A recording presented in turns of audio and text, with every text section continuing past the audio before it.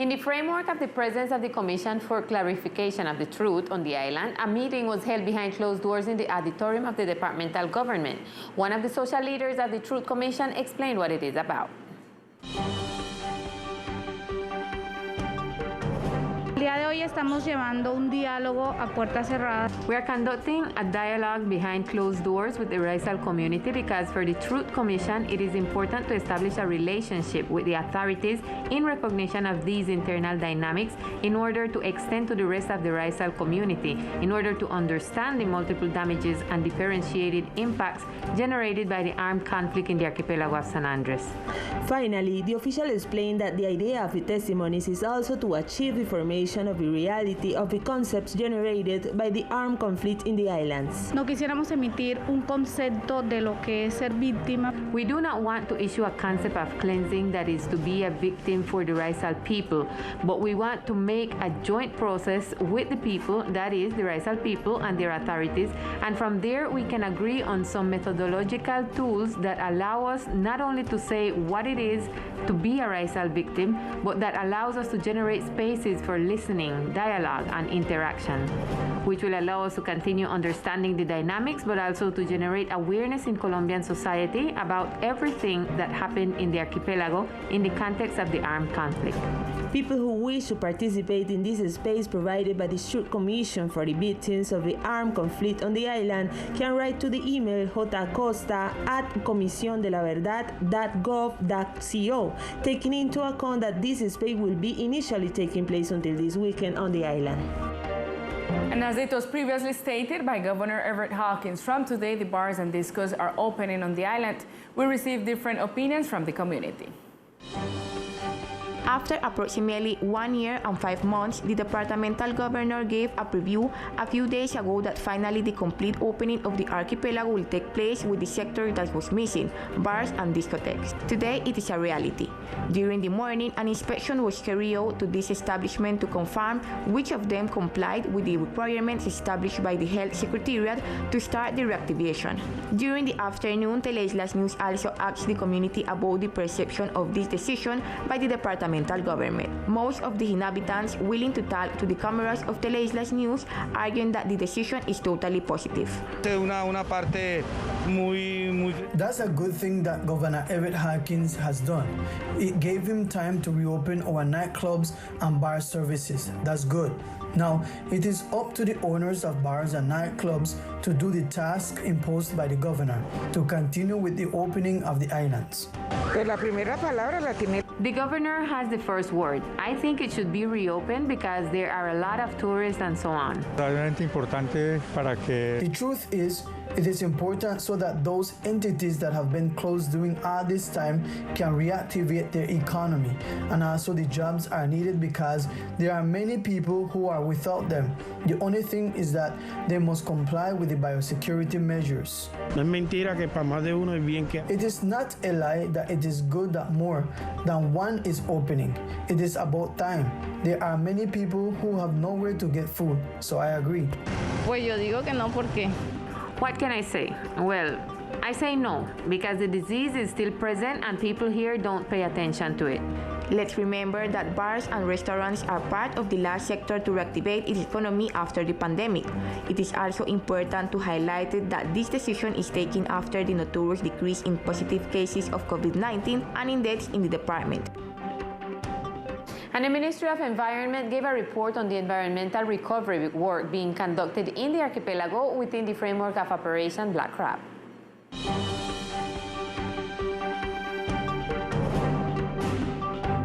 In a press conference, the director of the Marine, Coastal and Aquatic Resources of the Ministry of Environment, Eric Castro, who is in charge of the Black Crab operation, gave a report of the environmental recovery works in the islands which were generated after the passage of Hurricane Iota. El material vegetal que cayó en Providencia fue impresionante. The vegetal material that fell in Old Providence was very impressive. We moved 4 cleaning machines and 1 was donated to Coralina.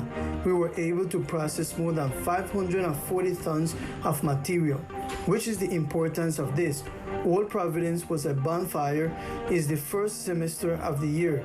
We had to do a very big job. Castro, in charge of the crab operation, indicated that working underway to recover coral nurseries, build nurseries to reforest the island of Old Providence, and also announced that the Conservation Incentive Program has benefited 320 families, 17 in Old Providence and 250 in San Andres. In addition, 30,000 trees are expected to be planted this year. Empezamos a recuperar esas guarderías.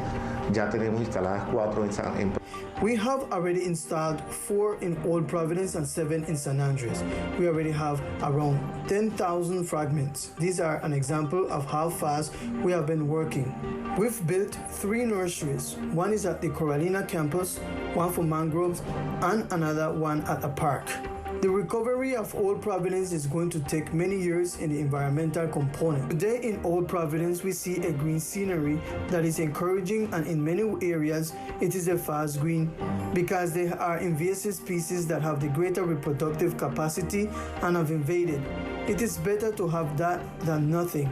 With the planting that we plan to do, we plan to plant 54,000 trees by next year, more or less an estimated 30,000 this year. We will be able to accelerate a process where much of it will be done by nature. The national government hopes that with the intervention of the black crab operation, the archipelago will return to the state it was before the passage of Hurricane Iota. Students from an educational institution of the department receive a donation of school kits, which will serve to continue their educational process. With the purpose of improving their academic trainings, the students of the Esfuerzo and Bolivariano schools receive as a donation 65 school kits, obtained in a partnerships between the local government and other entities. Yesterday, we were making a delivery to our children of the first and second grades from the Esfuerzo school. It consisted of a supply of school kits that had a backpack, notebooks, pencils, and colors.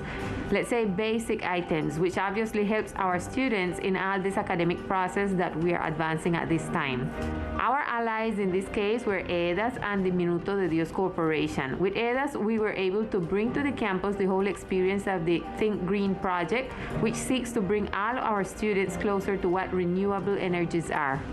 With this donation, it is expected that the children of the institutions can improve their academic development during the school year. The first day of the Caribbean region meeting of the anti-smuggling program from the National Federation of Departments concluded with great success.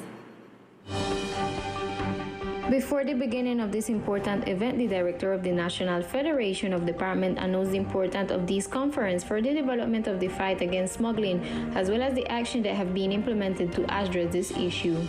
Well, in addition to the anti-smuggling program we have, there is also the strengthening of the operational groups of each of the 32 departments, as well as the capital district. We have campaigns with shopkeepers, FENALCO, with the DIAN, with the industry, but today we want to do is to build this social fabric with the secretaries of finance and their operational teams of revenue to get feedback and see how the illegal purchase is going, and that these resources not only strengthen the finances of the territories, but also that the efforts in counteracting these illegal purchases. During this first day, secretaries of finance as well as heads of the revenue of departments of the Caribbean region discussed the impact that smuggling generates in the country. Precisely, we want to welcome you to the first meeting of the secretaries of the Caribbean region. Likewise, welcome Antioquia for the purpose of creating strategies for the anti-smuggling program, which is a frontal fight we do against this scourge, specifically against cigarette, liquor, and tobacco smuggling. Then in that sense, we will develop on the 19th and 28th some training to develop these strategies together. The agenda will continue tomorrow with the implementation of 5 technical tables of the different attended departments. And supported by the Ministry of Culture and the Regional Sena San Andres, Smart Films held a workshop where the community could learn how to make audiovisual content with smartphones. Over the course of 2 intensive days, audiovisual enthusiasts were able to learn how to create audiovisual content with the tool offered by the smartphone. The main workshop leader explained what it was all about. Este taller en San Andrés ha sido una locura completa. It is a 2-day workshop which is intensive, where from 8 in the morning we were in a marathon of audiovisual production, where everyone who is here has created their films. For her part, the executive executive director of Smart Film explained how the idea of holding the workshops on the islands was born. Llegamos a esas conversaciones. We arrived at this conversation after a short film from San Andres was a finalist and was in the Cannes Festival. Then, to hear that we decided to do workshops in San Andres to teach them how to make audiovisual content with the cell phones, and I think that objective was achieved with 5 short films yesterday, and today another 5 with more than 90 participants who attended the workshop. Several of the participants were high school students and people from the community in general, and it is expected that more space like this will be open later in the islands. People who wish to learn more about the topic can visit the Smart Films page on the different social networks.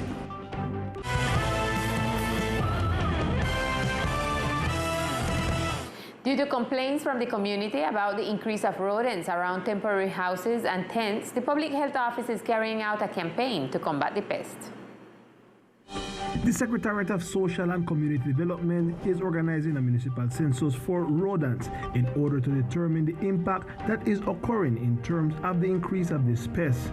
With that information, decisions will be taken regarding their extermination. Tenemos planificado organizar una campaña de We have planned to organize a ratization campaign, but we are inviting the community to carry out cleanup days in their neighborhoods so as not to have so much debris, which is still present, because that is where the rodents proliferate. The authorities ask, as far as possible, to close the entrance to the tents and the temporary houses. Los ratones y los roedores son causa de leptospirosis. Mice or rodents are the cause of leptospirosis, and this is a disease that is a public health surveillance event and can also cause death. So we are encouraging and educating the community, and the idea is that the community support us as much as possible by improving their living conditions. The Departmental Health Secretariat has already advanced some actions in the field hospital. A ratization was made, and we have already seen improvements. We have done removal of corpses, and we have also removed the debris around the hospital, and the situation has improved. So the idea is to do this in the community. After the census, the mayor's office will be delivering rodent poisons, especially in the most affected sections. And the first meeting between the Truth Commission and the Racial community was held on our sister island of Old Providence, where testimonies were collected on the violence suffered due to drug trafficking and forced disappearances on the island. The Truth Commission is the entity created with the purpose of clarifying patterns and causes of the conflict for the right of victims and society in order to know the truth. In an interview with this news team, the Commissioner for Truth referred to the effects of the conflict on the culture and identity of the racial people. El compartir nos deja preocupados. After sharing with the community, we were concerned. We perceive a very deep affectation in the framework of the armed conflict with the drug trafficking and forced disappearance phenomenon, and we evidence some problems of enjoyment, the enjoyment of their territory. There is a serious damage by some projects and some works that are being conducted there and that may be affecting ethnic rights. The Commissioner also expressed that an analysis of the data collected will be carried out and to be taken into account in the final report that they will present. And from now on, we invite the community of Old Providence to join us in the next act of listening that we intend to conduct with the racial community. We will convene a number of institutions so that you, with your experience from your pain, but also from your endurance, you can share with the entire country all your tragedies and all the plans you have. Finally, he thanked the entire racial community that was willing to share their experiences, and he extended a voice of support for the whole situation they are undergoing. Manifestarle nuestra solidaridad por las dificultades que experimentamos están viviendo. To express our solidarity for the difficulties they are experiencing. They are living in conditions that leave us quite worried. Total gratitude to the Dignity Camp, to the Racial Authority, and to all the people we were able to interview there.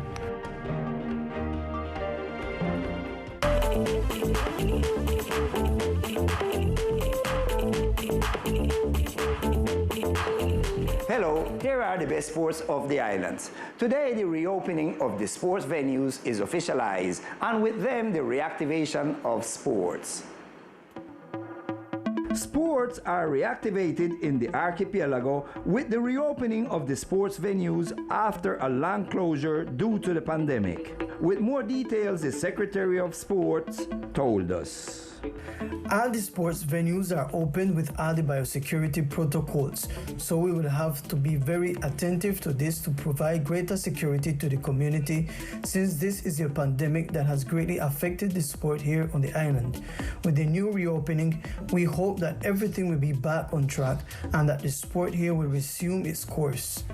We have supported handball, boxing, soccer, and we are now also waiting for the qualifiers for the sea and beach games, where we have already qualified the men's handball team, and we hope that the women's team will be qualified as well in Bogota, where the campus has been changed, and we hope that they will qualify for the sea and beach games that will be held in Tolu. These venues will be open under strict biosecurity protocols as stated by the Secretary of Sport.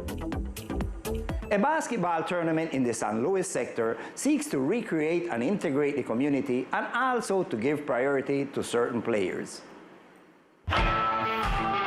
This tournament begins with the reactivation of sports venues with the idea of preparing and giving opportunities to players who have not played professionally. Victor Hooker spoke to us with more details on the subject. The idea is to reactivate back the sport in the community, you know, and the idea that if those players will not play professional basketball, get the opportunity to do something, because right now, well, you know, say the professional team, they're making in preparation to the professional league, but you got players where maybe not got the same opportunity to do with them and do the same thing, you know. So the idea of bring back the basketball, bring back the culture. We have different events in the basketball. We have a lot of gastronomy. Every Saturday we program like typical music, typical dances. For the people that come out and see and got fun most in the whole community.